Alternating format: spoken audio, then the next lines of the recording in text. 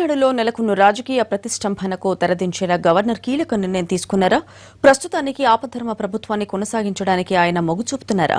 ఎప్పటికప్పుడు న్యాయ నిపుణులతో చర్చలు జరుపుతున్న గవర్నర్ ఆచితూచి వ్యవహరిస్తున్నారు. అయితే ఎలాంటి ఇబ్బంది లేకుండా అక్రమాస్తుల కేసులో సుప్రీం తీర్పు తర్వాతే ముందుకెళ్లాలని గవర్నర్ భావిస్తున్నట్లు తెలుస్తోంది. అయితే దీనిపై ఎలాంటి అధికారిక ప్రకటన వెలువడలేదు.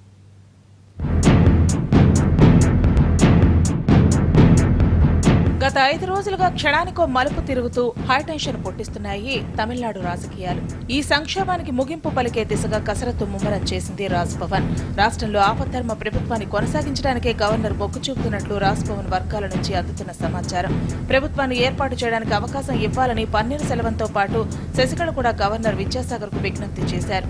అయితే దీనిపై ఇంతవరకు ఎలాంటి నిర్ణయం తీసుకోలేదు గవర్నర్. ఇంతకు ముందెప్పుడూ ఇలాంటి పరిస్థితి ఎదురుకానందున ఎలాంటి విమర్శలకు తావివ్వకుండా జాగ్రత్తగా వ్యవహరించాలని భావిస్తున్నాయి రాజ్భవన్ వర్గాలు.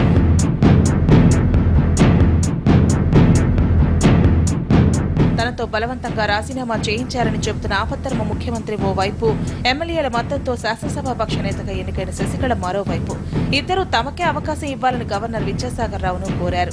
రాజ్యాంగంలోని 164(1) ప్రకారం ఎమ్మెల్యేల మద్దతున్న వ్యక్తికే ముఖ్యమంత్రిగా అవకాశం ఇవ్వాలి. అయితే శశికళ ప్రస్తుతం శాసనసభ్యురాలు కాదు, కేవలం పార్టీ నేతలు ఆమెను శాసనసభాపక్ష నేతగా ఎన్నుకున్నారు. 164(4) ప్రకారం గవర్నర్ ఆమెకు అవకాశం ఇస్తే ముఖ్యమంత్రిగా బాధ్యతలు చేపట్టిన 6 నెలలలోపు ఆమె ఏదో ఒక అసెంబ్లీ లేదా మండల స్థానం నుంచి ఎన్నిక కావాల్సి ఉంటుంది. అయితే అక్రమాస్తుల కేసులో సుప్రీంకోర్టు శశికళను దోషిగా తేలిస్తే ఆమెకు ఎమ్మెల్యేగా పోటీ చేసే అవకాశం ఉండదు.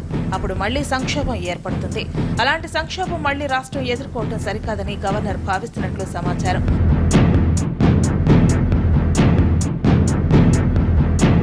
రాజ్యాంగం ప్రకారం సుస్థిరమైన ప్రభుత్వాన్ని ఏర్పాటు చేయటం, అది కొనసాగేలా చేయటమే గవర్నర్ బాధ్యత. ప్రస్తుతం రాష్ట్రంలో ఆపద్ధర్మ ప్రభుత్వం సజావుగానే నడుస్తోంది. పన్నీర్ సెల్వం సర్కార్ పాలనపై వ్యతిరేకత లేదు, శాంతి భద్రత సమస్య కూడా లేదు. ఇలాంటి పరిస్థితుల్లో కొత్తగా ముఖ్యమంత్రి బాధ్యతలను శశికళకు అప్పగించడం కంటే ఆపద్ధర్మ ప్రభుత్వాన్ని కొంతకాలం కొనసాగించాలనే ఆలోచనలో గవర్నర్ విద్యాసాగర్ రావు ఉన్నట్లు రాజ్భవన్ వర్గాలు చెబుతున్నాయి. ఈ మేరకు గవర్నర్ కేంద్రానికి ఓ నివేదిక కూడా పంపారంటూ వార్తలు వచ్చాయి.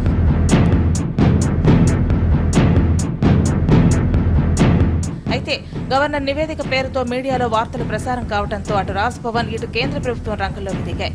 అసలు గవర్నర్ కేంద్రానికి ఎలాంటి నివేదిక పంపలేదని ఓ ప్రకటన విడుదల చేశాయి రాజ్భవన్ వర్గాలు. అటు కేంద్రం కూడా తమిళనాడు గవర్నర్ నుంచి ఎలాంటి రిపోర్టు రాలేదని స్పష్టం చేసింది. దీంతో తమిళనాడులో అదే ఉత్కంఠ కొనసాగుతోంది. సుప్రీం తీర్పు తర్వాత ఈ సంక్షోభంపై ఓ క్లారిటీ వస్తుందని అంటున్నారు రాజకీయ విశ్లేషకులు.